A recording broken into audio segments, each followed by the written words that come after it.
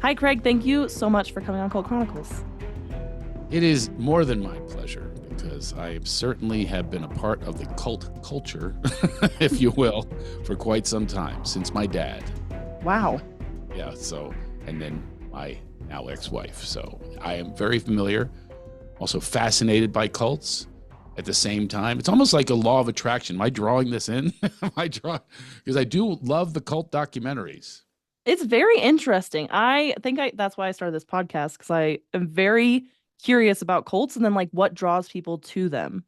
Yeah, I have a new theory that has not been on. You're the first to hear this theory. Oh, I'm excited. I have not brought this up on my own podcast yet. I have a theory on how the cult leaders do it. I How do they do it? watched I watched the mother is one or whatever it's called on HBO. Hmm. This woman claims she's God, and then she has these men that are her gods that work. Here it is. So Hmm. they all show up on this campus, like some normal looking people. That's how it always happens. They always look normal, even beautiful. Like I'm going, boy, these women are hot if they weren't so messed up. So this is it. They praise people. That's how they do it. So my ex-wife was praised by the leader constantly, praised, called the soul sister.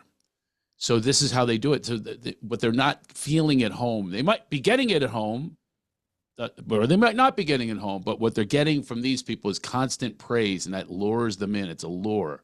And then they don't realize it's appealing to their fragile ego, and that's how it works. My dad did it too. He would, I'll give you an example. Every time I would go up and visit him in the mountains of Pennsylvania, it was called Pocono Adventures on Mules. He'd take people on mule rides, and he had a harem of women. He literally called his harem 14 Was he the women. leader? Yes. Oh, yeah. Yeah. It Oh, was man. his harem. Yeah. And this is how he did it. So I would go up with my roommates. It was Mike, Steve, Rob, and me. And each time we would go up to the mule farm and we would contribute, we would do something. I remember Rob would always do the best things, right? He was like the teacher's pet. So like the ground was frozen and Rob said, why don't we, because they're trying to put fence posts in. He says, why don't we make a fire in all the places we want the fence posts? My father said, oh, it's a great idea. Look at, you're even saying it's a great idea. So every time we were finished for the day, he would rate us. He'd go, Rob's number one, Steve's number two, you're number three. Just because you're my son doesn't make you rank up there. And Mike, you're out there. You're number four. Poor Mike. Mike was never even above four. So that makes you compete for the affection and the approval of the leader. So now my ex-wife is now in multi-level marketing where, hey, you get the praise this week because you did all this, which the money goes up to the leader. Right. See, that's how it works. That's the formula. I just figured this out. I'm going to bring it on my podcast too. Well, do it on your podcast too, because people would love to hear this. Because I think that's like the most common question people ask, right? Like, how did you even get into a cult? Most of the time people don't realize they're getting into a cult until it's too late.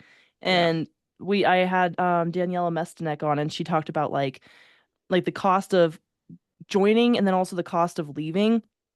And so like they join this cult because they get all this like praise, all this happiness, it feels good. And then they're like, oh my gosh, like, well, I told him I'd follow him, so I'm gonna keep following him or her, whoever. It's crazy. But then they build in something. They Hmm. build in a shame system. If you try to leave, they shame you, humiliate you, come after you, threaten you. And that's the other operation at play. Well, and they I take away watched, your whole community yes, because now your community is these you people. built the community are these people, you're all Right. together. Now we're going to remove you from the community and you're going to remove yourself. And how dare you? And they shame you back into it. The first cult that this leader took my ex-wife to when we were married was a whole other cult. That's who took her there. She wasn't the leader. She was the co-leader. She took her there, and getting out of that thing, my son called it boo group. He was really little. He used to go boo group, because she was always with the group. Yeah. She's with this group, just with these pontificating people, just on and on with theories and theories and theories of life and business. And it's all, there's no experience that's shared. It's of success, but it's all theories and lies and fraud and cons, but they don't believe that. When she tried to get out, humiliated, and went back in just to that one. And then admitted that she was in a cult. Finally did admit it and got out. And then connected with her now leader. It's fascinating, but also frightening. And it's also incredibly sad to watch somebody plummet like this. A person who was the greatest human being I ever met has Is that gone. what ended your marriage? Oh, of course. We want to get to it. It did not end in a normal way, that's for sure. Because cults operate in deception and secrecy. They're experts at it, at cover up, intimidation. Now, we'll get to that. Any question you ask me, I've got a full story on her. You know, my podcast is called My Wife Joined the Cult, and it is a whole, it's an incredible tale of a descent into darkness. I compare it to Darth Vader. You know, Darth Vader once this, remember he was a little boy. You can't believe that little Anakin became, I see the force is strong, you Skywalker, with all that anger. You can't believe it's the same kid going, Annie, you know, I just can't, that's the same with her. I cannot believe that this is the choice that she would make, to abandon her family, to go to this other family. So who was she before the cult? I used to say that this is very clear. I said this nationally. I always said this. I'm a national figure, I guess you could say. And I would always say she's the greatest human being I ever met. And there wasn't even a second and third place. There was no silver and bronze. She had all three. Wow. And I used to think to myself, no one could ever not like her. I used to say that to her. No one could ever not. I could not imagine anyone having a problem with her.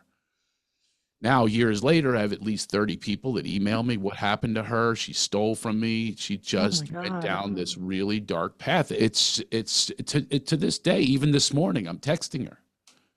And I'm saying, since you've hooked up with this, I call her Broke, it's close to her real name, this leader, you've had total losses. There's not been one single win. But you see, you can't speak logically to them. If they're in the cult, you cannot speak logically, and you cannot say anything about their leader. Oh, yeah. They are just convinced that they deify their leaders. They put them on such a pedestal, right? Yeah. And so it's like almost like a godlike figure to them. Exactly. Oddly enough, one of the mistakes I made is I had my wife on a pedestal.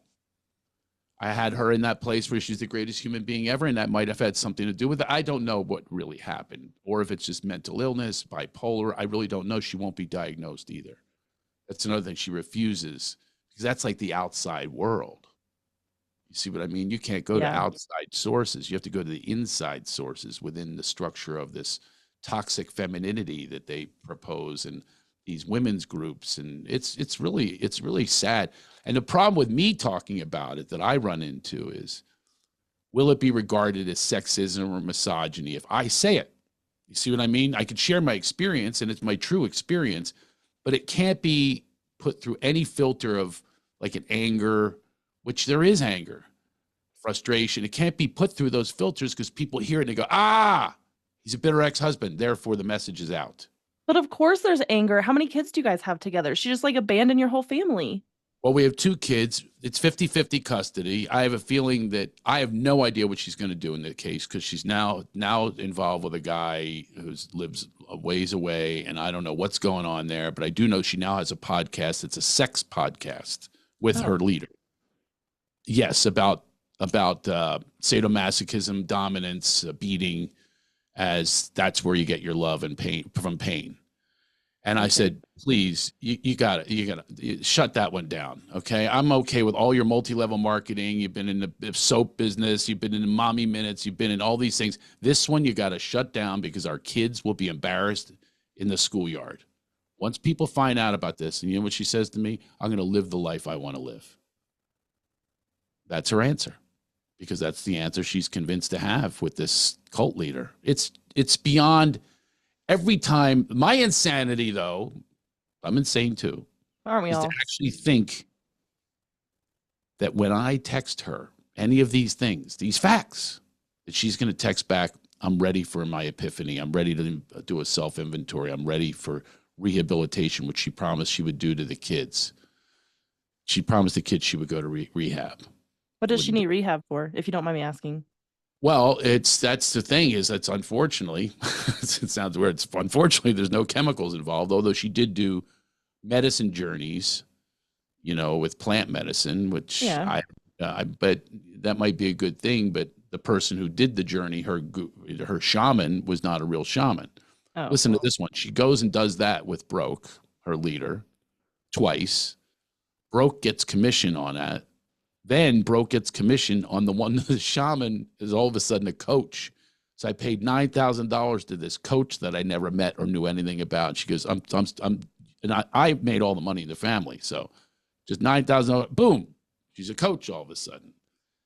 So that's the insanity. But my insanity is thinking that she's going to someday go, yeah, I've had it. I'm out. Which I have watched her do. She sort of got into another one. She was in this other thing that I encouraged her to go to, by the way. I encouraged her to go to this thing that I had done before, this education thing. And I'll name it. I won't name it, but she got involved in it. We're going, oh, good. She's going to be free of Broke and get into this.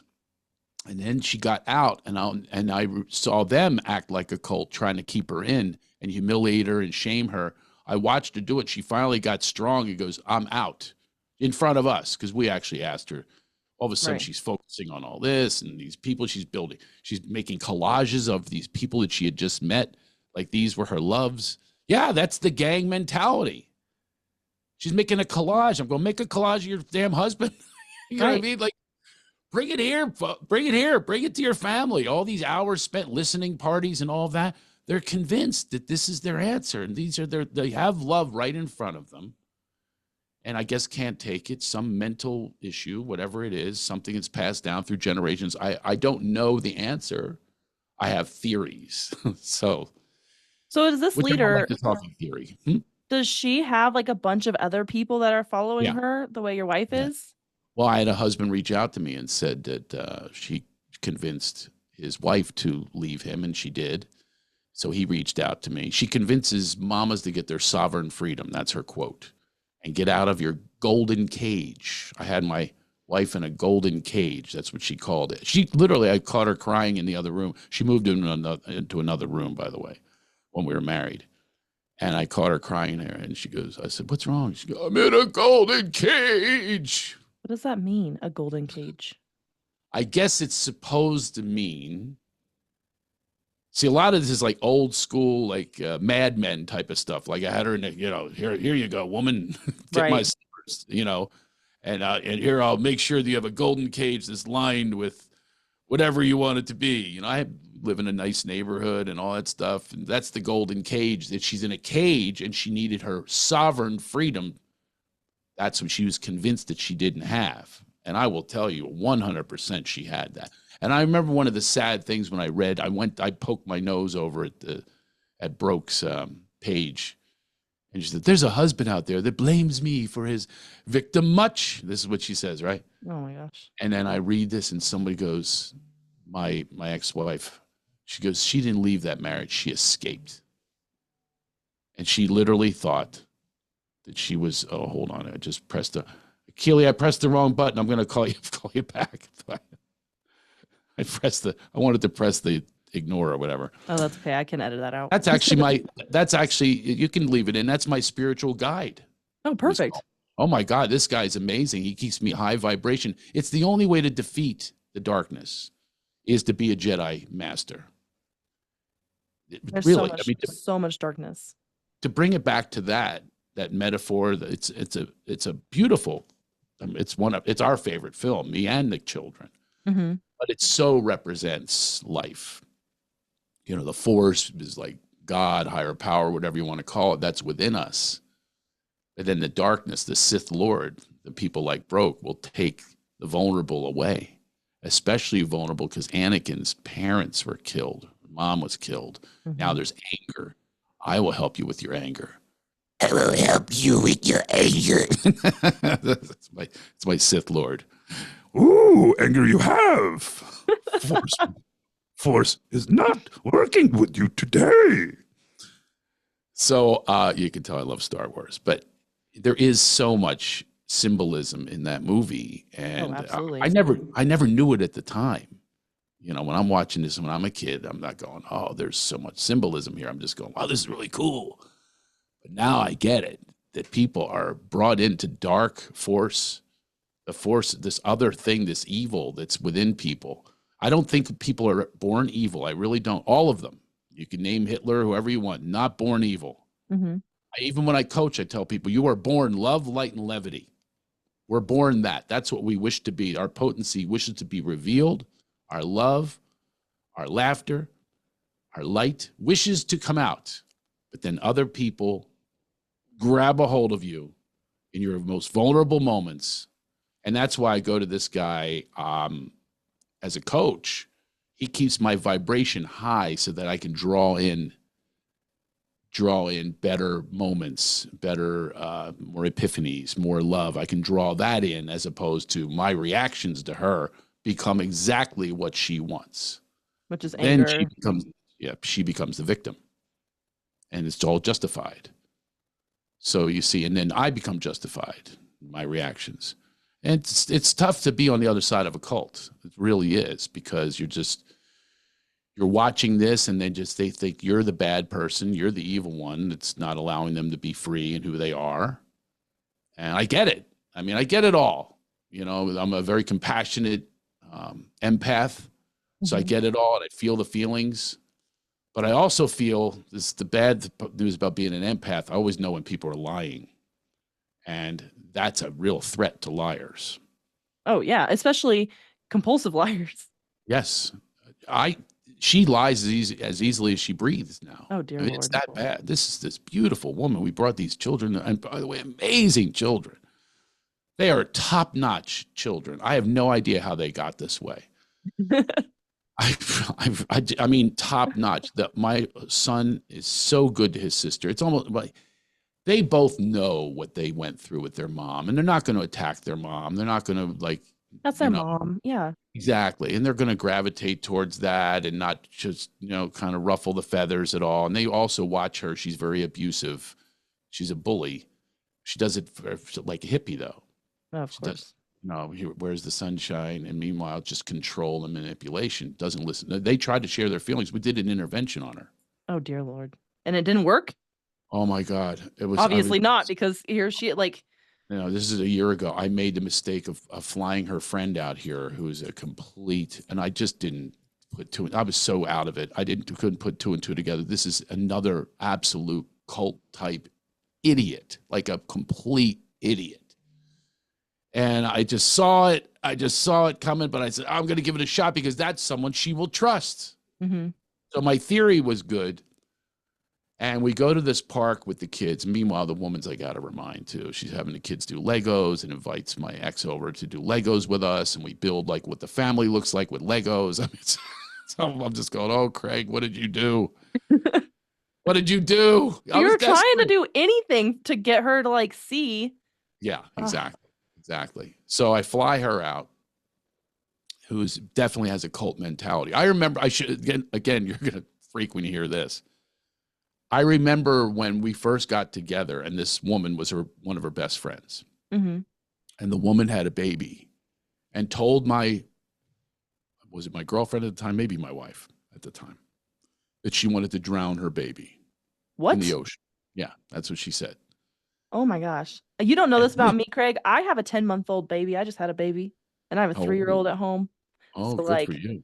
that makes me want to murder somebody. I can't, right? Like, that's not that's not okay. There's the irony is, like, I hate people who hate, you know what I mean? Like, Right? Like, this is what we go through, but that's the demons, and that's the dark side calling us. yeah. It's calling us to that. And I've got to be steady and still and be a Jedi master. Jedi master doesn't give in to anything unless you become Anakin. That's Right. what he did. And so I have got to stay this way. And my son is this way, 15 years old. He's been a master all this time. Never angry, treats his sister with such respect. He's amazing with his sister, which is unbelievable. I can't imagine any other child treating a 10-year-old sister, precocious, funny sister, in the way he treats her, with such safety, respect. Like That's amazing. I'll try to put an R-rated movie on. He stops me. He says, "She's watching, Dad. She can't watch an R-rated movie." I'm going, "Yes, she can." It's Do like, you so, think that he's like that because he knows that his mom is like yeah, not fully being the parent, so he stepped into that parent role for her, yeah, like when he's yeah. not with you? No, always no, with me and without me. He's this way. He is just a really great friend to her. He Good. plays with her, he laughs with her, and they're two like peas in a pod. Like, and she talks for him like it's his lawyer.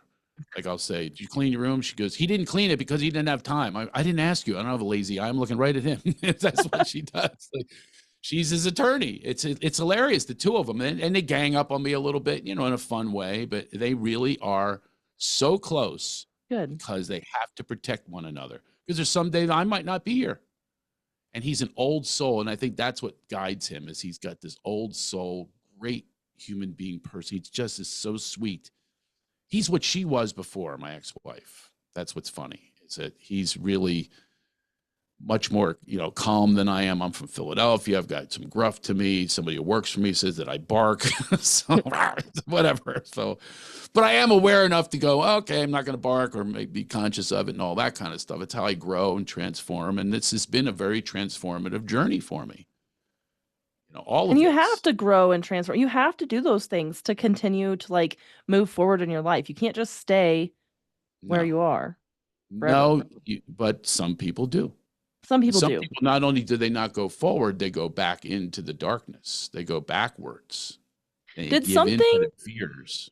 I'm sorry, did Go something ahead. traumatic or like, I don't know, like, did something trigger this for her? Like, was she Yes. going through like a hard time? What was happening there? Yes. My opinion, and Hmm. this is just opinion. I always try to come from experience, but I do have experience with this opinion. When we met at a spiritual center of all Okay. places, which is all about big G. It's all Yep. about the higher power, God, whatever you want to call it. It's all about that. That's your solution. That's your life. And by the way, when you do that, yeah, we stopped going though. That was a disappointment and one of my regrets. So, as a matter of fact, this guy who was just calling me my guide is from there. And I Okay. went back to him, and she respects him too. And when we were trying to work things out, we went to him, and then she runs away because the demons pull her away. The dark side pulls that away. They don't want any interest in upper vibration, higher power, higher source, whatever. They are threatened by it. It's also like Wizard of Oz is like they wanted. You ever see the Wizard of Oz? Yep. Hmm. She wanted the shoes. She coveted the shoes, the Wicked Witch, because the shoes are your shine. People wish to take away your shine. Hmm. Glisten. That's what the whole goal is like, I don't want other people to glisten because I can't. I still live in this fear. So we met there, and the reason she was there, I had a reason because I was dealing with my other wife at the time, and that was a nightmare also. Boy, I really draw them in. And it's amazing. I would actually say almost worse. Almost, yeah, actually worse, believe it or not. Even Wow. worse than having a, that's how bad that one went. And I was trying to work it out spiritually rather than seeing if I could control it or make it to happen. I was trying to make that marriage work. And we met as friends. And she was in there for her reason. You know what her reason was? Two brothers committed suicide within 3 weeks of one another. Oh my goodness. Exactly. That'll break a person. Exactly. And she never dealt with it. She went to this false prophet. And that's where she went with her energy and her life. She went to this person to fill this hole that she has not acknowledged.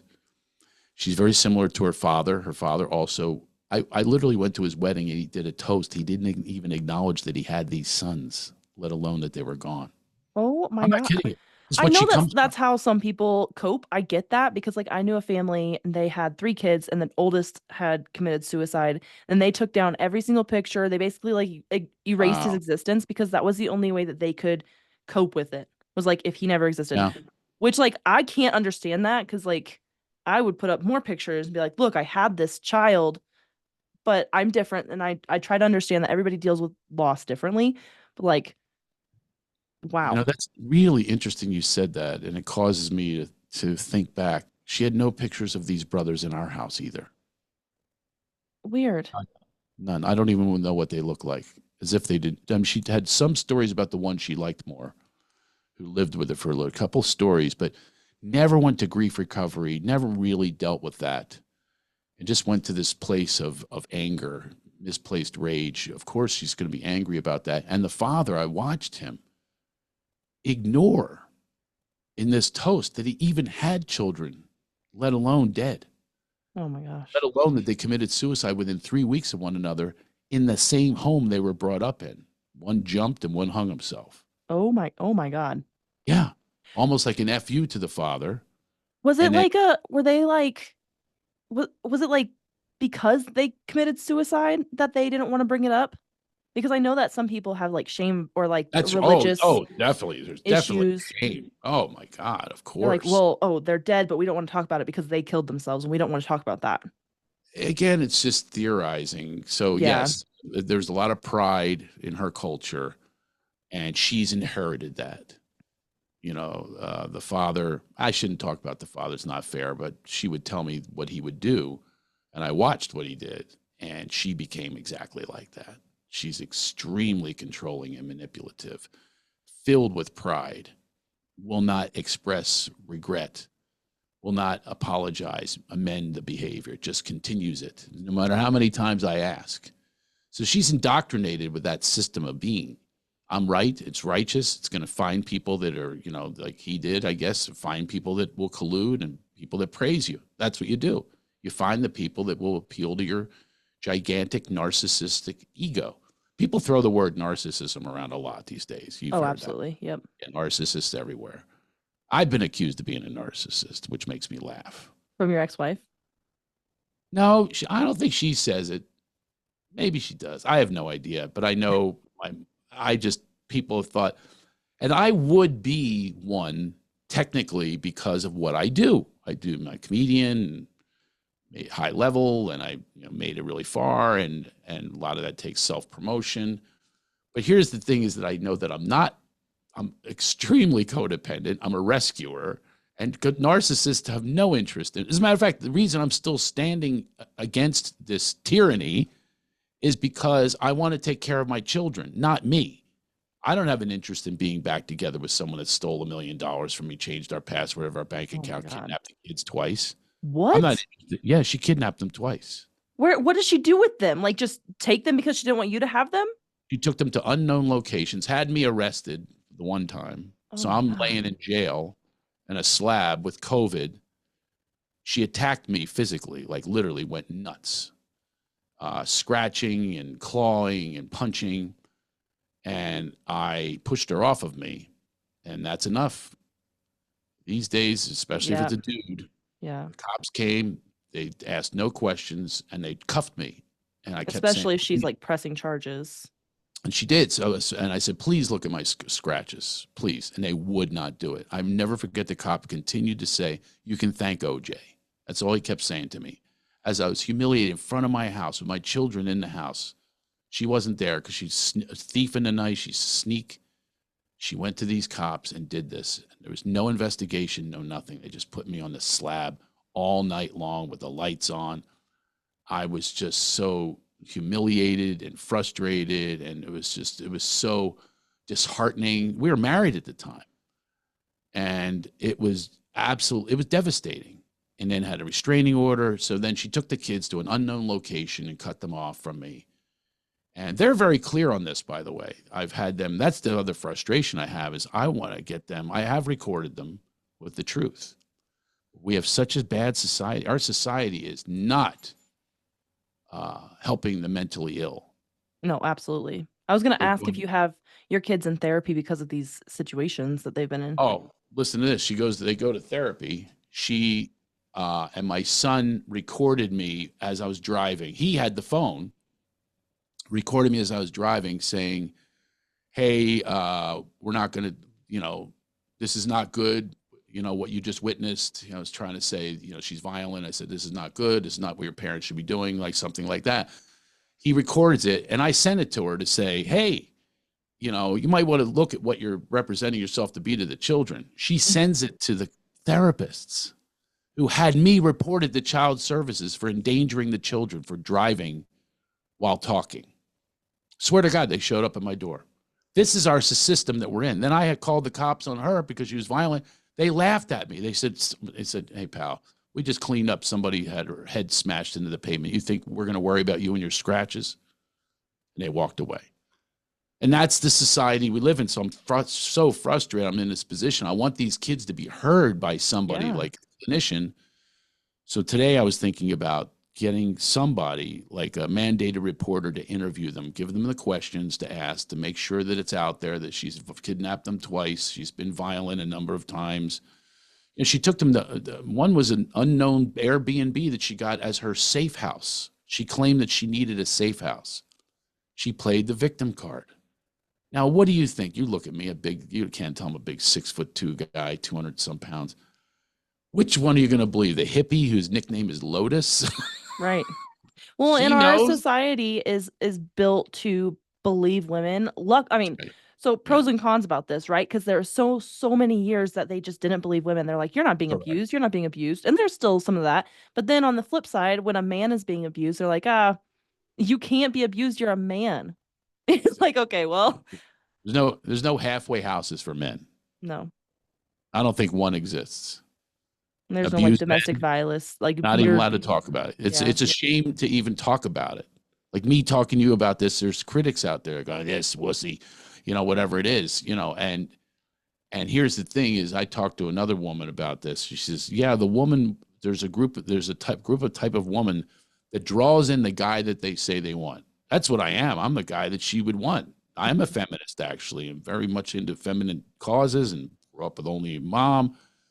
Loving and of service and generous and fully, all of this stuff." She says they get what they want and then they attack.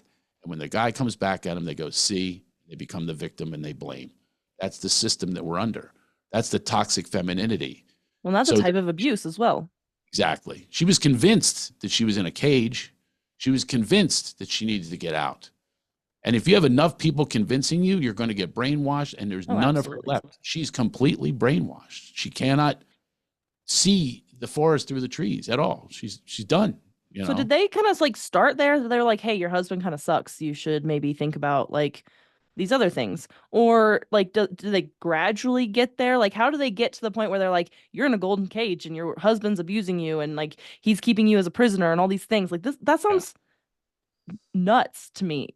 Well, of Especially course like if it's you nuts. It's well, all nuts. She left a great marriage. She left a great husband, a great provider, a great loving person. She left all of that and blew it up instantly, by the way. We were on a vacation together back east with her two stepsons, my sons, with the ultimate vacation. I think we covered 5 states. We're in a home that I was about to buy on the Jersey Shore.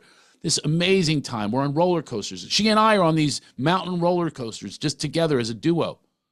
Literally, as she was plotting this thing that she did, literally plotting while she's having this great time. That's how clever they can be, and how just so deceptive.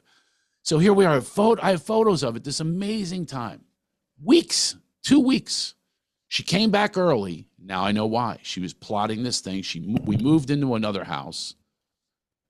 She moves us in completely. Like, here's a ladder that you can go visit your friends, kids. All this stuff. We're fully in this house. And I go on the road. I'm sending you actually love messages. I land. I'll never forget it. It says, read your email. oh no. It was the most devastating thing I've ever read in my life. I took the kids. She took the kids to an unknown location, wouldn't let them speak to me. I had to go to the school to find them, humiliate them. She doesn't mind humiliating, embarrassing these kids. Anything to get what she wants. Which she decided this is what no process, by the way, no warning, no nothing. And then I look, the house that I bought before I knew her, then I sold it and signed the papers over to her, like the mutual bank account. She changed the password and stole $1 million, moved it into a private account. This is the level that people like this can go to. And here's the thing, me talking about it, I'm the abuser. My reactions, I remember my lawyer, he goes, this sounds misogynistic. I'm going, what? I said, what? Oh, I was so angry with him. And that's the thing. Now I'm angry. That's what they want. Of course. Our society's built on that. Our society's built on this. And then so man's rights are really going downhill. And a white man's rights really going downhill. And this is not to sound like a victim. That's just a fact. It is, yeah. It's just a fact, and I get it. All of this I get. Minority rights I've been into for a long time because it wasn't fair. It just wasn't fair. Women's rights, not fair. But now it swings over, the pendulum goes way over and it gets abused. So then it becomes, I believe her without any vetting, without any process. I just believe her. Look at that guy. Now back to the narcissist thing. I would look like a narcissist because I'm a popular comedian, actor, producer, and I'm very successful and all that stuff. Of course, I'm going to look like a bully narcissist. That's how I got there. Right. That's how it's always going to look on the outside. And she knows this and plays it. She plays it really well.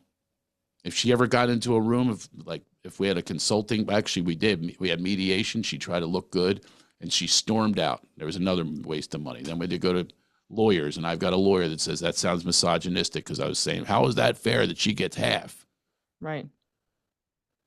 So were other people in the cult doing these same things? Is this like what they were teaching the women to do, or what they are teaching the women to do? It sounds like the cult is still going strong. So yeah, it's going strong. Not strong. She doesn't have that many followers. I'll tell you off air. I'll give you the address. You can watch some of these things that she says. I could read some of them to you. It's all about multi-level marketing and entrepreneurship. Right. You could be and they call themselves freedompreneurs. They have all these buzzwords that just keep them in. It just keeps them around. It keeps them engaged. It's, oh, wow, freedompreneur, soul sister. You're my soul sister. And that's how they do it. It's a manipulative thing. And these are vulnerable. Look, I get why she's vulnerable. Who wants the identity of just the mom of children and just relying on a breadwinner father and husband? Who wants that? Menopause, all those things she hit, right? I get it, and would be in full support of something healthy as a reaction. This was the reaction, though, is I'm going to empower this woman. They literally had listening parties for hours. They were called listening parties, and it was only this woman pontificating, but you couldn't feedback. Or she would allow my ex-wife to pontificate, but no feedback. I was like, how in the world do you not get feedback? Right. It sounds like you're just justifying crimes, which she's now a criminal. Just justify the crimes. Don't feedback. Might want to look at that. This is how they operate. Well, they're not trying to bring you down. They're trying to build you up, right? Like exactly. Yeah. Yeah. Feedback's really important. Like you need that to get better. Of course you do. To be accountable. Yeah. Which is my jam. I mean, I'm accountable all the time. One of the best things I ever did was I made amends to her after the divorce, and it was amazing for a few days. The kids got to see that. It was their best days of their lives. They couldn't believe it because I did full on mea culpa, full on my responsibility, full on, but not one zinger, thinking that it would allow her to get to that space of healing herself. And it did for a second, but then she goes back. And I think that woman shames her if she ever even says, I met with my husband, my ex-husband, or anything like that. I think she gets shamed and she's afraid of her. It seems that way. It's like the crabs in the bucket metaphor. Have you heard that metaphor? Tell me. So if you have like one crab in a bucket, he'll get out, right? But if you have a bunch of crabs in a bucket, one crab trying to get out, the other crabs will pull that crab back into that bucket. Like they will never let a crab get out. And so like if she like sees the light, right? And she comes and you're like, it's all my fault. You're right. I fucked up. And then she goes back to her, what she probably thinks is her mentor, her like this person in her life that she's idolizing. And she's like, no, like, fuck that guy. He's an asshole. He's doing all these bad things. He's brainwashing you. Exactly. And so are the people. And so are the people that are actually saying something to her. Like I've sent her 30 different people that say she's in a cult, 30 people that say she ripped them off. Nothing gets through because those are all wrong people, according to the cult leader. She cannot see her cult leader in any other way except for this. What's that? She's like on drugs. Oh, yeah, it's like a drug. I think Right. you asked me before, what would she go to rehab for? I didn't even Yeah. answer. Mm-hmm. That's the problem is I wish that she was addicted to a drug or alcohol because they could say, go to it, go get. I would say probably narcissism because it's malignant narcissism. Anybody that can live like this and just think nothing about the consequences, nothing, not even a breath of thinking about consequences, She does needs like a whatever. mental health facility. Exactly. Okay. Exactly. I mean, the old days, they put you in a straitjacket. Right. But I Well, always wonder even how that happens. Like, what sort of thing happens? I try to go to her friends and relatives. As a matter of fact, I one of my intentions of the podcast is I'll tell the truth out there, right? mm-hmm. And here's the thing that I would challenge anyone: I've got receipts, so don't try to tell me that this is just some bitter ex-husband or whatever it is. No, I got the receipts. I have all the proof in the world: video proof, audio proof, kid witnesses proof. I've got all the proof. When you have other husbands coming to you telling you like my wife's going through this too, now what? Yeah, I got to find that email. This was a couple of years ago. He said, yeah, she the same. I got to find him. I'd like to have him on my podcast because he suffered for it as well. He Right. didn't have little kids though. We have young kids. She took their lives and blew it up.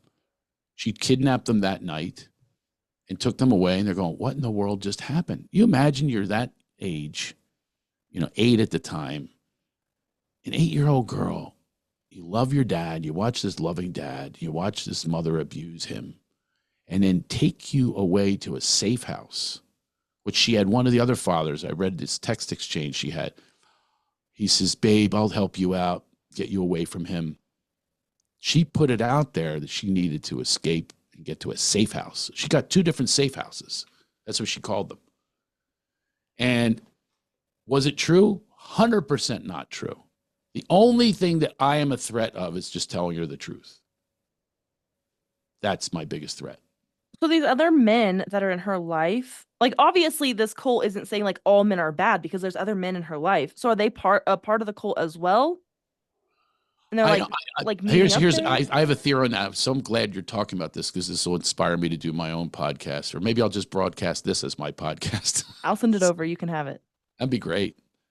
Yeah, these are really great questions regarding man hate, because now Broke. Let me tell you what she did to her ex-husband, who I know. Oh yeah. Tell me all Really about nice that. guy. Really nice guy. So they go away on a freedompreneur trip over in Australia. Here I am watching the kids. Thank you so much. She would always thank me for being this amazing husband, paid for everything, all that kind of stuff, supportive. Took time off of work so she could go to Australia and find her freedompreneurship. They went and by the way, I had to watch the kids on other weekends and take off time of my work because I work on weekends because she would learn a dance. She would drive 300 miles to be with the Broke, learning a dance. Talking about narcissism. What in the world? I don't think Mark Cuban is learning a dance to become a successful entrepreneur. You know what I mean? I've never seen one entrepreneur do it the way they do it. Are they getting like TikTok famous or what's happening there? No. It's no, it wasn't even for TikTok. It was for this convention that they were having, and about the system that they're in, and yeah, this new product that they have that they discovered. It's going to change the world and all that kind of stuff. And there they are. And this woman writes on her social media. She's posing. She's always posing half naked. This in her 50s woman looks like it's an OnlyFans account. Oh man, Just constantly bragging about her sexual escapades, her freedom, all these things. She says, I had a one-night stand. Like she cheated on her husband. And I loved it. I snuck out. This is when she's in Australia with my wife at the time. I snuck out at 4 a.m. and this man took me he showed me the awesome power of just unbelievable. It's like you were reading like a romance novel. He took me into his arms and all this. And she says this for her children to read and her husband to read. And I said something to my wife at the time. I said, this isn't nice. right. She goes, and I'll never forget it. She defended her. She goes, oh, the kid's not going to read social media posts. That's not true. But if they don't, the parents do. And then the kids hear them in the car talking about these nuts. Mm-hmm. She doesn't think like that because she's so in love with this guru. So now she starts posting the exact same way with the capital letters, the explanation points. Come on, mamas. Calls them mamas. Come on, you can do this too. You can get your freedom. So then she does this whole freedom thing. She went away. I'm a homeschooling mom, and I went away. Every pimple that she ever pops, she has to share it. And it changes. So then it changes into, I don't like to use his name, but I'll use a code name, Meet Rundle. I'll never forget that day. She goes, Meet Rundle. Like, people are just sitting there going, I wonder what she's up to next. And now introducing him, there she is with this guy, both without shirts on, and just say, Meet Rundle. And it talks about the dominance.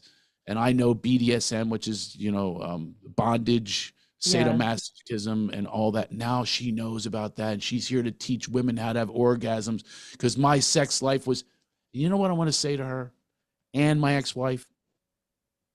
All this stuff that you're promoting, why don't you try it within the structure and the construct of your marriage? Try it. See what your partner says, the one you betrothed, the one you had vows with, the one you committed to. Try commitment first before you go to all of these other alternatives and believe in them. Then she would believe in anything that she did. First of all, believed it, and then my ex-wife believed every word that would come out of this woman's mouth. And it would change all the time, just pontificating. To me, it's called justifying. She justifies her crimes. And her one child ended up not talking to her for a year. That's the humiliation. And then once he comes back, she posts, here he is, this smiling face, wanting the whole image to be out there. They're all about their image. So now my ex-wife copies literally the exact style with the same emojis, same capital letters, same exclamation points, the exact same posts of, look who I am. Should be, look who I want you to believe that I am. Posting, being in a bed of money. Look what I have. I was gonna ask, like, because this is a business, right? Like, or a business, quote unquote. So does she actually make money in this business? I actually said to her, she says, we build wealth for mamas out there, right? Right. It's always about women, right? That's why you're back to the man thing. It's a complete disrespect of men unless the man serves the purpose. So right. Rundle serves a purpose. Allegedly, I guess my ex-wife's boyfriend serves a purpose in Colorado. He must serve a purpose. I guess the new purpose is he's dominating her with whips and chains or whatever it is. Which is that feminine? She's never, ever mentioned it once when we were together. Ever pain. If anything, she said it hurt my big... She said that would hurt sometimes, right? So that's so weird to me when I now hear you want to be hurt, and that's your love, that's your pleasure. So it's all odd to me. The whole fall off the cliff is just, where in the hell did this happen? How did this happen? What in the world is inside of her brain? It might have been fried by these medicine journeys. I have no idea. The guru was the shaman was a fraud as well, trying to get her to do a coaching program. It's all manipulation. So at the top of multi-level marketing is always somebody right at the top, or broke is at the top of the downline. So she needs to make sure that these mamas are empowered and told how great you are. I watch these posts. It's a joke. It's just praise. You beautiful girl. You go girl.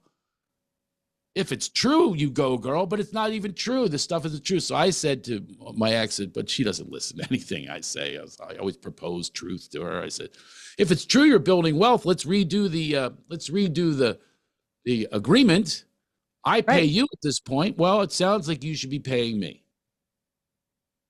Won't do it. I was going to ask about that, how she's making money. If she's not actually making money, does she have a job, or is it just like is it alimony? She hid the job from me. I have no idea what her job is. She claims it's this, claims it's that. I have no idea because she's so secretive. That's part of who she has become. She hid money from me during our marriage. She hid her jobs, her associates, all of it. She wouldn't show me a business plan, just took my money, though. I've invested literally hundreds and hundreds and hundreds of thousands of dollars being a supportive husband, and yet I get called the abuser or whatever the tag is that women run with. So I get that tag after doing exactly what one would want. Full support. I supported her getting her freedom and having her own business. which Right. is really important, especially like I mentioned earlier, I have young kids, and so you lose yourself being a mom. I get Yes. that.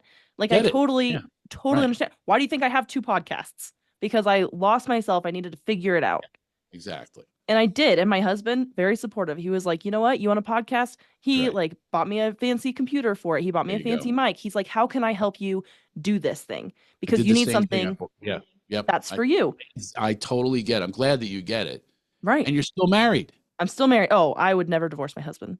Yeah. Well, there you go. I That's not love him. He's unless the you join best. unless you join a feminist toxic feminist cult. I mean, and even me calling it toxic feminists, I would get the label of, oh, there he goes again. He's a sexist. He's a misogynist. These are just women that want their freedom. And no, it's not. It's the freedom within the construct of a relationship that you vowed to have and brought children into the world to have together. Yeah. Now you just blew it up on theories from a very, very dark figure, a Sith Lord that has taken her heart and her spirit and just sucked it and took it hostage.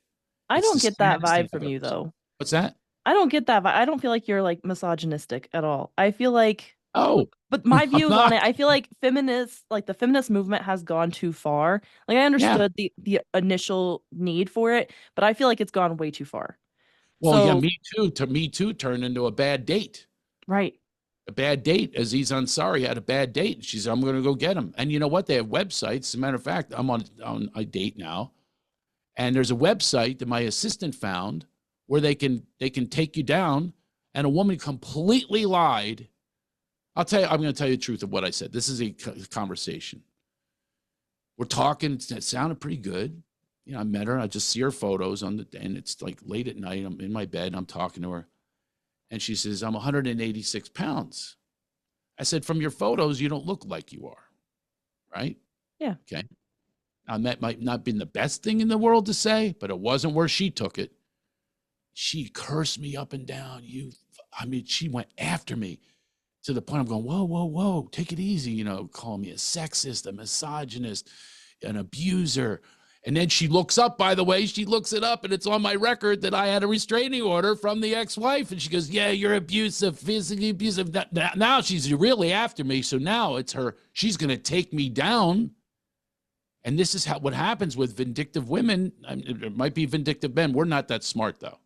To be honest with you, we're not that smart. I'm not that clever, not that secretive. I can't do this stuff that happens. I wouldn't know what site to go to talk about how bad a woman is. I had no idea.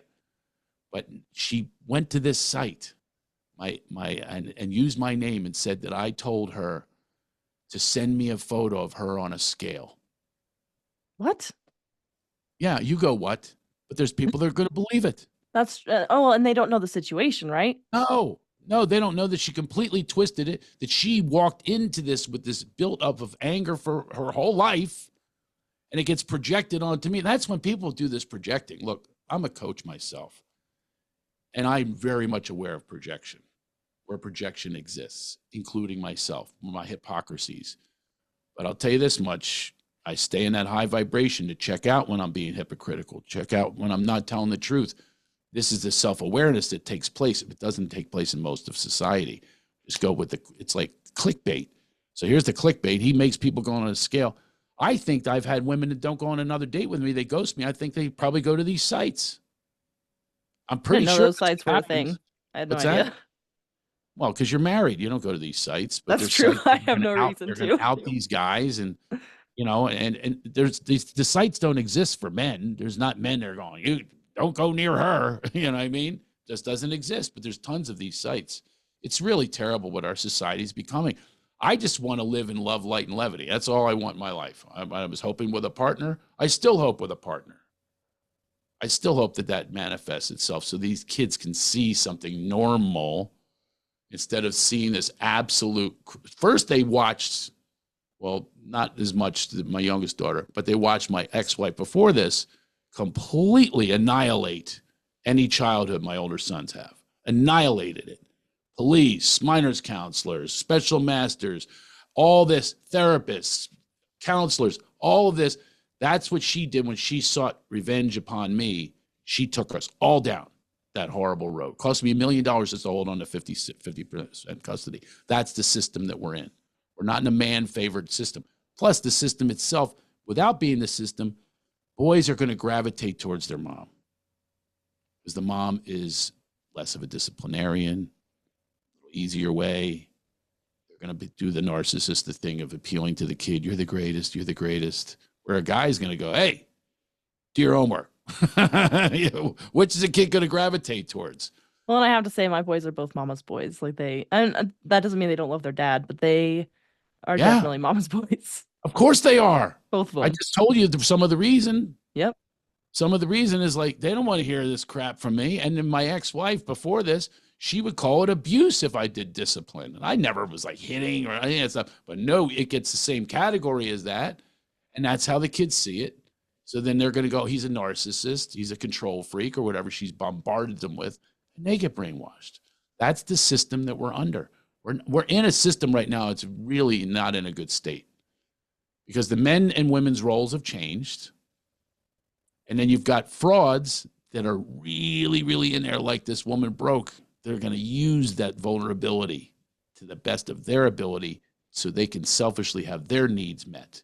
And it's greedy and it's dark. And that's the road she took. She took this dark and greedy road. And I don't think there's any coming back unless some miracle occurred. I have people saying prayers for her all the time. And then people go, that's not a cult. Oh yeah, it is. And here's the other thing. You might have had this on your podcast already.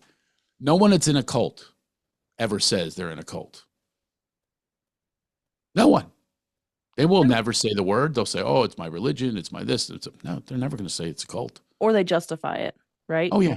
Like I did Branch Davidians, and so David Koresh would say, well, it is a cult, but also you have to think like Jesus had 12 disciples, and that was a cult too. So it's totally fine because it's in the Bible. You were in the Branch Davidians? Oh, I wasn't. I just did an episode on them. Oh. No. Wow. I was going to start No interviewing way. you. No. I did have Kevin Jones on though, and he was a kid and he was like born in the Branch Davidians, and so I had him on. He explained some of the situation, and it was crazy. But like the problem is like I go back and forth because the people that are in the cult, they fully believe whatever it is, right? Like your wife or ex-wife, excuse me, she fully believes in broke and she believes in this situation, and she's kind of a victim in that, right? And so like I love to hear like that side of it, but also we have to look at the side like this person is completely manipulating and taking control over all these people and ruining their lives. Yeah. Like if your ex-wife ever comes out of this situation, she's going to be like I lost everything. Well, she lost respect to the children too, by the way.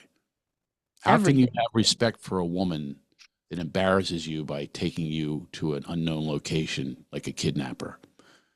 How can you respect somebody that you watch your father literally walk in the door and hand over checks and then you go steal his money and change the password on a bank account? How can you respect somebody when you see a father literally flashing peace signs and saying, let's go to a peaceful place, and watch their mother strike out physically or run away in this horrible way? I mean, it's just time and time again. How can you respect that? Somebody that won't do a process or show up for a therapy, a group therapy, to make sure that you honor the vows of your marriage and sickness and in health and your own sickness and not take care of. How can you respect somebody that promises, I will go to rehab, kids, but then does not do that and expects me to go, is what she told them. She goes, he needs the rehab. How do you respect that? And that's what she created. But she'll say that what these people do is they'll say it's poisonous. You're poisoning the children. I don't know. I said, this is what they're witnessing. Witnessing it. You know, it doesn't take any poisoning. Right. I might remind them of something. I mean, that's when I get bad, I'll remind them she's got this podcast, and can you text her and ask her to stop it? You know, because it's not going to come from me. I'm thinking, oh, but she ignores our son. Please, Mom, don't do this. Nope. She's going to do it. That's how sick they can become. There's such denial. And here's the part that I don't enjoy. This is going to come across as it's not a brag, but it's like something I am proud of. I am proud of my courage. And this goes way back. I mean, I was courageous. I was kidnapped when I was a kid and by a serial pedophile. And Oh my God. yeah, I've had a lot of courage in my life to go against predators, bullies. And I stand. I stand. I don't cave. And I did an intervention. I've done a few interventions. I remember the one that I did. I got on the bed with this woman who was literally bleeding like crazy from a fall and covered in ashes and beer cans and everything. It was an afternoon intervention. Everybody else stood back. The family members, and I got in there and I said, "We love you," and I got her to go to rehab. But the point I'm making is, I wish there were more people that did it that way, that had the courage instead of going, "Nothing I can do," or "I don't want to get involved." That's the line I cannot stand. And this includes her family, friends. I tried reaching out to them. I'm just known as like some bitter ex-husband that's trying to save his marriage. No. So, and I have a problem in my life that I do try to save people. I try to rescue them. And this turns out, as a matter of fact, she lived in a tree house when I met her and had to go to the bathroom 40 yards away in the woods. That's when I met her. And then I remember her being in, when we first got together, in my gigantic tub, which was as big as her tree house. She was just enjoying it and listening to her. And she was in her headphones listening to Ballroom Blitz and singing it out loud. And I remember walking. I was so proud that I was able to supply this for her, this new life. And I just wish there were more people that had some bravery to confront. And one of the reasons I do the podcast, I'm hoping it's someone's listening and they say, "I'm going to confront her." Find out if these things are true. I keep telling them, talk to the children. If you think I'm making up, talk to the children. And then I didn't mention this before, but the cult leader, Rundle, Mm-hmm. boyfriend, the dominant sex fiend, sex dominant guy, stud, he came after me and threatened me. I have the text messages. For I can what? report this to the FBI. He says he's taken away my children. She He put him up has to. no rights to your children. Of course he doesn't. Logically, I'm saying there's no logic to anything. There's no Right. logic to anything. She doesn't have a right to kidnap them either. Right. She doesn't have a right to be abusive, or she has no right to have caused physical harm to me. She has no right to do that, or lie, or deceive. She has no rights to do it. It doesn't matter. They don't talk about rights. In their world, there is no rules. She Right. It's said just to whatever me they want. just yesterday, she texted me, "I will do whatever I want. Live the life however I want to." I said, "Really? Really? Is that right?" So he threatened me, and he says, "You're poisoning the kids," and all this. He never met me. How would you know?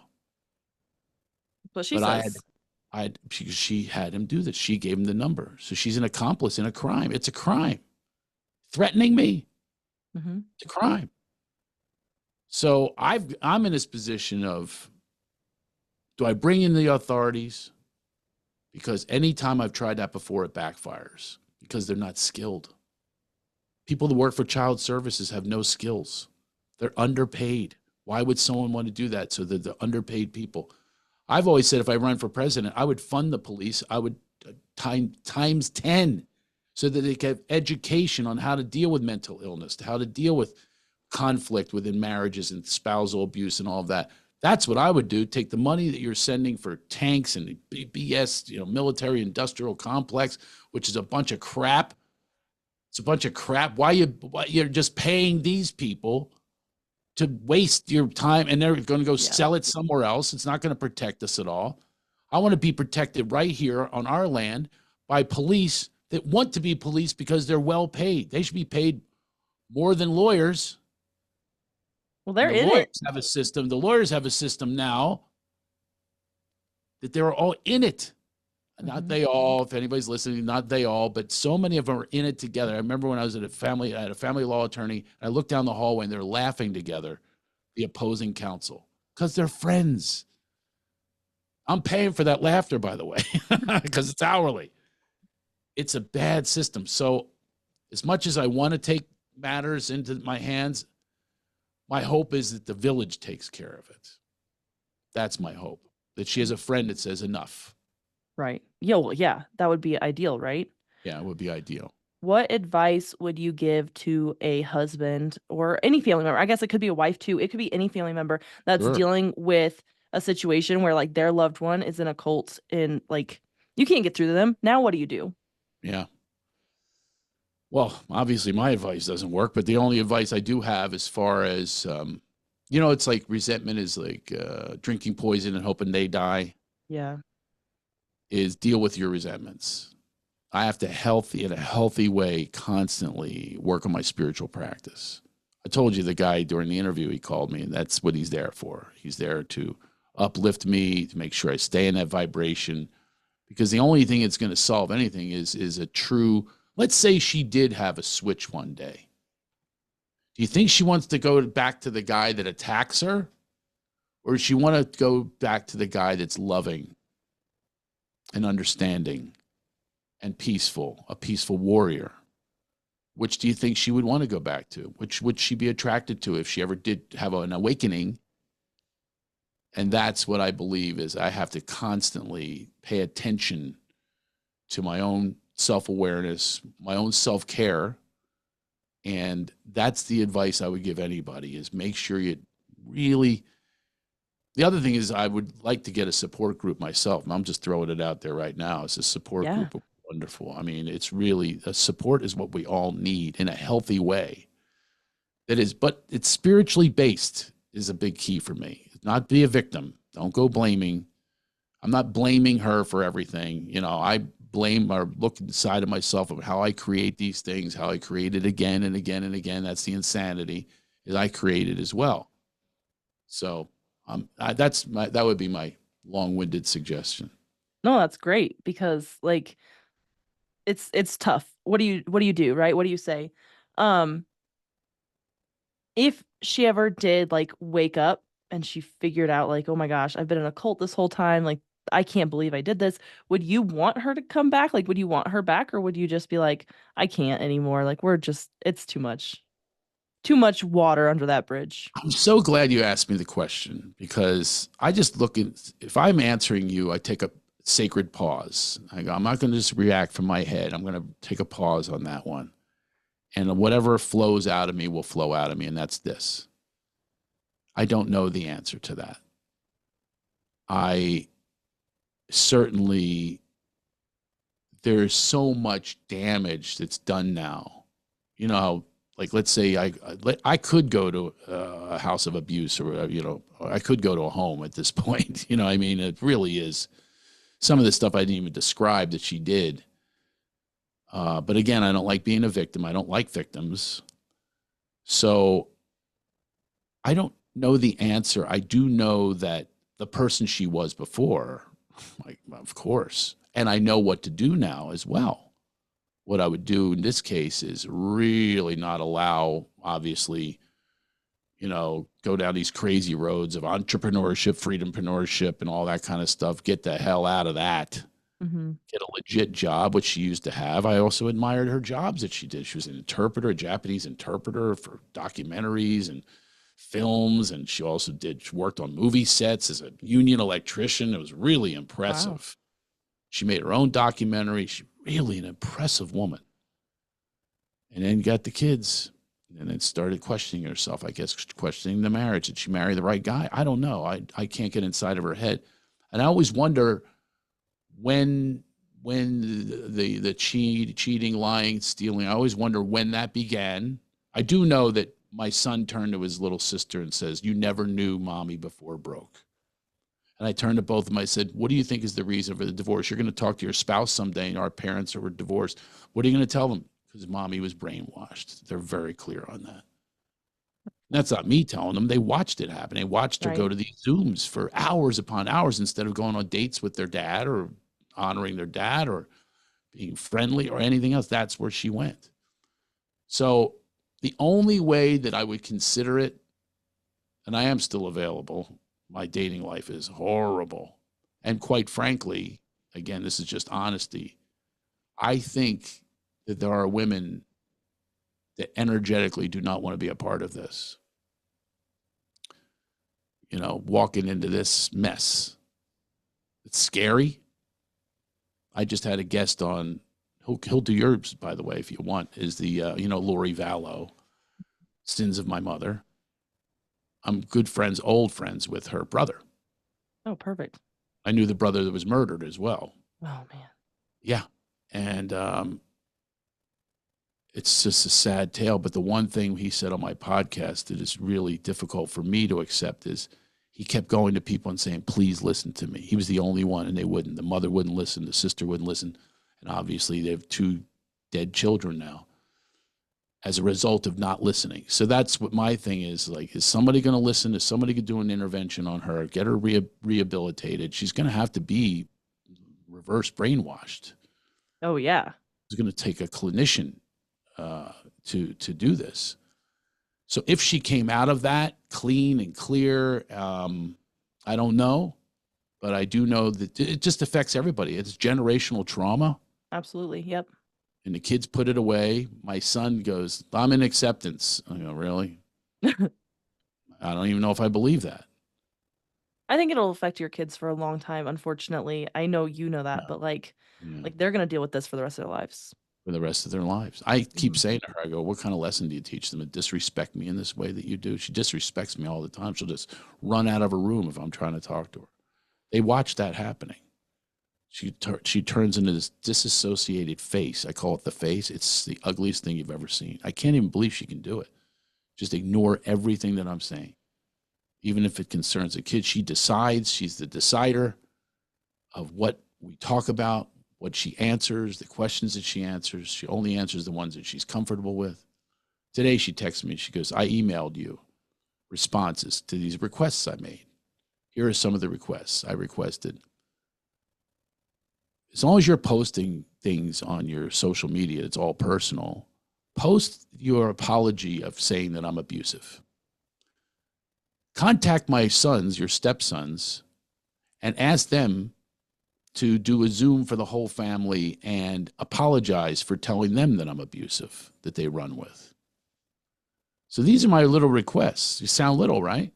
Mhm. Just making repairs for damage that was done. And the other thing I said is, fill out the form that says how much money you make now.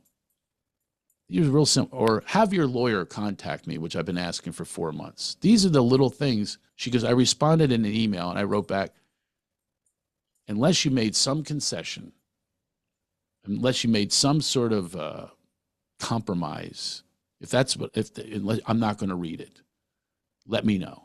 And sure enough, she hasn't. So that's what must be more of denial, more of her twisting, more of her turning, more of her manipulation and control. That's what people in cults, they do. They're really experts at it. She's like an auteur at manipulation. They have to be. It's their Oh yeah. survival. Yeah. Yeah. You said So something earlier and it made me think. So you said that she had all these jobs and then she had babies. yeah, Do you think that this is postpartum depression? Like just really like some people never get better after they have babies and they don't realize that they are depressed and they never get help and they never recover from postpartum depression. exactly. Do you think that this could be some of that? Absolutely. Absolutely. And the problem is it's menopause. That's a factor. I mean, And there's a that lot of causes depression as factors. well? Correct. Depression. And then she'll go on these rants as if she's not depressed anymore because of her sovereign freedom, because of all these theories. Here I am swimming. Here I am dancing. I literally bought her a vanity light. I had no idea what it's going to be used for. I did. I was supporting her. I bought her a vanity, and she's constantly in front of a vanity light. Here's the life I want you to believe that I'm having right now. And she just follows Broken, the same thing. Here's the life that you can have, mom, is you can have more orgasms, more sex. Have it within your marriage. Right. I Don't bet go your husbands somewhere want that else. too. What's that? Said I bet your husbands want that too. I would love that. I'd love to give you plenty of orgasms, and I did. I mean, oh, by the way, her being afraid of me, that's the narrative she puts out there. I have receipts on this one too. She texted me. She says, come make love to me in her house. I said, all right, kids, I'll be back. So wasn't afraid of me. She cried her eyes out that night. I'll never forget that. Loads of orgasms. And that was the last time we ever were intimate. That was a year into the divorce. And she just told me right there, you're not afraid of me. You're only afraid of the truth. It's all a bunch of BS to make it look good. But postpartum depression is a killer. So is menopause. Mm-hmm. What I keep saying to her is, what makes you not be diagnosed? And I'm going to tell you what makes her not be diagnosed is the leader tells her, you don't need to do that. You don't need to do that. That's like some other system that we're in. We're bucking this system. We're rebels, right? And she gets That's all what that, the endorphins from going back to the leader, she's and the back leader to the just leader. telling her what she wants. You go, girl. You keep your freedom. Don't you listen to him. He's just, as a matter of fact, Rundle, her boyfriend, when he wrote me, was all these accusations of what I was. And I'm just saying to myself, oh my God, this is pure projection. Turns out I found out that he beat her son and was reported to child services. Oh my God. Yes. So another thing I feel like doing is getting restraining orders. I want these people nowhere near my children. But it's such a world that they live in of their own brainwashing that they're okay. Criminals live like this. They're on death row going, I didn't do anything, or they deserved it, or whatever it is, they justify it. Yeah. We live in a world of that. But again, I wish there were more courageous people that would confront these things and say, you can do better than this. And look at your children, what you're doing to them. For the rest of their lives, you're going to remember this. Now, she could look at them and go, oh, I'm done. That would be a miracle. I'm done. And I do think that there's some sort of, I thought about this morning. The demon spirit, the devil, whatever you want to, Beelzebub, whatever you want to call it. I think that it's so out there that if you call it out, the narrative is you calling it out become the bad one. I think there's tons of it. And they're in charge of the media. Mm-hmm. They're in charge of what you see in Hollywood. So you must go down that agenda, or you're the crazy one for saying to them, no, this is not good. There's no value to this. There's no morals to this. There's no what, but they're saying, no, follow us. These are the crazy ones that are calling us out on this. That's the new narrative. That's what's happening. If I say, for instance, she's possessed by demons, I sound like a crazy person. What do you mean demons? Because they've seen what demons supposedly are. You see The Exorcist or whatever it is. She's possessed by some demonic, some people call it the Jezebel spirit, whatever it is. She is possessed by it to the way that there is no out. She can't even talk to a spiritual leader that she once liked. We went to meetings with him and she would just say, she would put me on mute. Just this passive aggressive thing and sit there and just stare. And she says to him, I'm doing the Hanamapura prayer. What's that prayer? Hanamapura prayer. It was her excuse that she would just be silent and not listen to me. This is in counseling. Did Broke tell her not to go to counseling or not to be in counseling with you? Like not to participate in all that? Of course she did. Of course she did. If it doesn't serve Broke, it's not good. Everything has to serve her. They manipulated me into a crypto investment that was BS, soaps, mommy minutes, year to millionaire. I'm talking hundreds and hundreds of thousands of dollars that I invested in all of these things. And I just listed it this morning for my ex-wife. I go, she has led to total loss, including the loss of your family.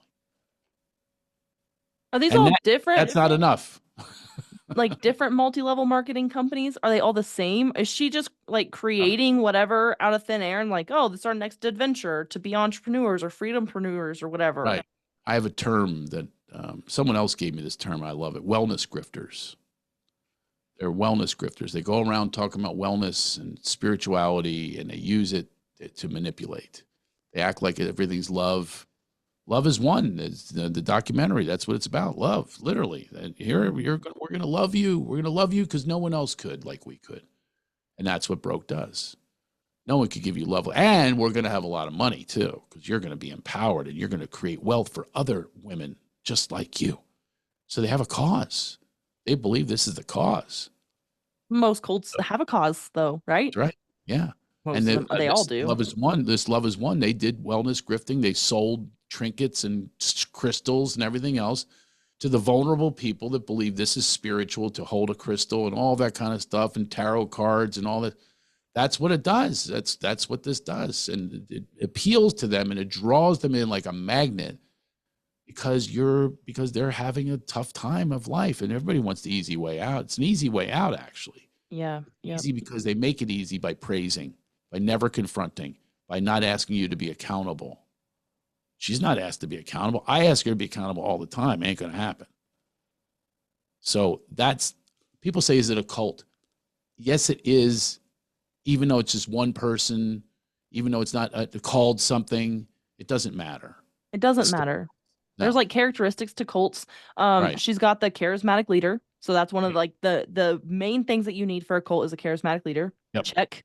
Check. They have like an us versus them mentality. Check. They have even the fact that she says, "Mamas, come join me." Yep. So she's relegated to no dads follow me. Mm-hmm. Mamas. They have like their own special language where they're like, Yep. like, right. They have like the freedompreneur. They have all these, these different things. Freedompreneur, soul sister, all this stuff. So, absolutely. Yeah. I mean, they have like, they're hitting check marks left and right. And the check mark that I discovered today, or just after watching that document, is the praise thing. Mm-hmm. That's what keeps them in.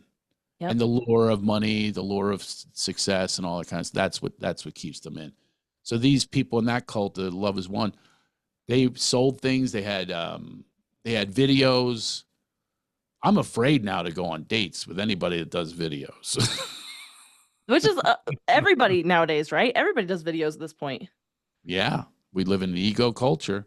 Mm-hmm. And I look at myself, I go, you do videos too. Who are you to say? And then I say to myself, well, yeah, but you're a professional. You've been doing it for years. You're making people laugh. You're not trying to get them in a cult. Oh, yes, you are. You're trying to get them to pay a cover charge. It's a dynamic that I deal with. Yeah. And not wanting to be hypocritical and be real and be guided, by goodness. And I am. I love making people laugh to this day. It's amazing. What a gift to share. And you've been a comedian for so long. And you're very good at it. Thank you. Yeah. Well, I won the Comedian of the Year American Comedy Awards, literally the top award you can win, and all these other awards, and top 100 of all time, top specials of all time on Comedy Central. It's great, but I always like to say, I don't want to brag, but my best reward ever, I'm going to show it to you right now.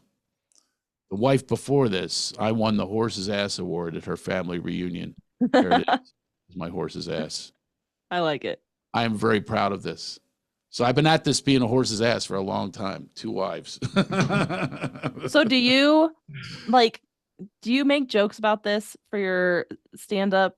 Like, working on it. I'm really working on it. I'm really, really, I will be honest with you. Whenever this, I know I coach, by the way. I was going to talk about that too. My coaching comes from personal experience, though. I never tell somebody something that I haven't experienced. Like, I remember I was helping a guy. I also help people with sobriety and things like that, right? Mm-hmm. I was helping this guy, and I'll never forget. He goes, he talked about cross-dressing, right? He goes, I could put makeup on. And it's a guy with a mustache. Too. How do you cross-dress with a big mustache? That's what I kept thinking to myself. And as much as I could say anything that I've done in the past with drugs and alcohol, I actually said to him, I have nothing for you. I can't identify. I don't do that. And there's nothing bad about me not doing it. It's just that I don't want to share with people that something I have not experienced. I've experienced tremendous success with comedy, millions of dollars, millions of people, millions of laughs. It's fantastic. It's amazing. So I don't want to coach anybody into something that's an opinion. I want to coach them into something that they can experience, that I've experienced, they can learn from. Mm-hmm. But I don't know how that answers the question. How does that answer the question? I can't remember what the question was. If you're making jokes about like your situation. Oh, yes. Yeah, very good. But I feel like the coaching like that, you're not making jokes about it, but you're using your situation to help other people. And so. Yes, including my podcast. My podcast, I have all these great podcasts with Oscar winners, everything. They don't do anything. This one is the most popular podcast than any one I've ever done. We're huge in India, Canada. I can't even believe this. And I have no marketing yet. Nothing. And it just. That's the wife is my wife is in a cult. My wife joined a cult. My wife joined a cult, is becoming big. And I like to do this in my life, as I like to be of service. I'm of service to people. And by sharing this stuff, which is ugly, I'm being of service. Now, back to the question in my stand-up. This I coach. This is for free. People have a hard time with a comedian if they still feel the comedian is in pain. So if I say I'm divorced, at this point, they all go, ooh. Yeah. And I don't want them to go, ooh. Yet they won't go, ooh, with something else that I'll share. You know, they won't go, ooh. If I have a lot of bits about a woman's world, how it's a woman's world, you know, like they convince you diamonds are forever. I'm like, well, so is bad credit. So, but that's a true. joke, and it's, you know, right? You It's can a fix your joke, and credit. Like it's a joke, and it's fun. There's no healing needs to be done necessarily. right. They smell it if you're not healed. I tell my students this all the time. I said, don't bring that to the stage. There's this one who opened for me, and she would walk up and go, I hate my kids. And she would say, I want my husband dead, ex-husband dead. And I was like, yeah, there's another way to say that. Right. Yeah. And I get it, but there's another way to say it. So I'm wandering there. I'm still wandering into the dating material. You know, this is all new and fresh. Yeah. And it'll get there, and it's getting there. I have a new bit that I'm doing. You're the first to hear this too. I just debuted it the other day. I was doing a podcast, and the guy says, you have Asperger's, right? So, and my son was there, and he's there, and he then instantly Googles it and looks it up. He goes, oh my God, that's it. He's got 8 of the 10. And 10 calls, he has no filter. Because I have no filter, right? Everything just comes out of me. And he was so happy. Actually, I was married at the time. He ran back to his stepmom. He goes, here it is. Here it is. He's got Asperger's. Like, this is the reason he acts like this. So now I have a bit in my act where I go, look, I have Asperger's. I have no idea what I'm saying. So if I say something off color, I go, it was my Asperger's. And if you're picking on me, I have an affliction. You know, I said, you're punching down. So anyway, that's my new bit. I like it. I love comedy. My husband and I we frequently go to Comedy Works here in Denver because you just want to laugh, right? And so I think I've seen 5 or 6 comedians come through. We love it. So if you ever come out here, let me know so I can. For some reason, she doesn't book me anymore. It's a bummer. I guess. Well, it's the draw. You got to be able to draw. And the older I get, the less my people are dying, and they don't go out of the house. People go see you. I'll go see you. When they hit 50, you won't see me because she's not booking me in Denver. I might be able to go to the other improv or something like that. But yeah, I've never been to the improv in Denver. Yeah, it was in a dicey area.